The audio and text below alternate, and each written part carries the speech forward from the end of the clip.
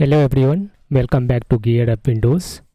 If you are getting Windows Update error 0x80070002 while updating Windows 11 or Windows 10, this error usually appears when Windows Update files are missing or corrupted, and because of that, updates get fails again and again.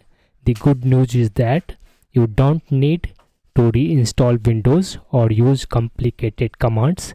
In this video, I will show you a simple and safe way to fix error 0x80070002 by resetting Windows Update components automatically.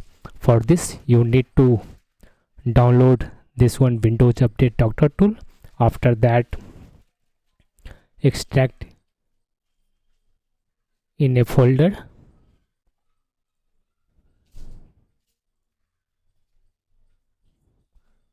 then right click on this one bash file and select here run as administrator option. Click yes. In case Windows prompts, click on the yes button.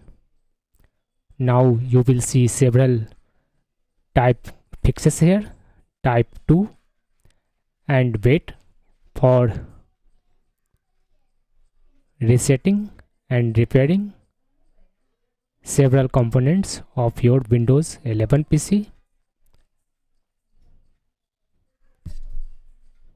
Once it will be completed, just restart your PC and you can try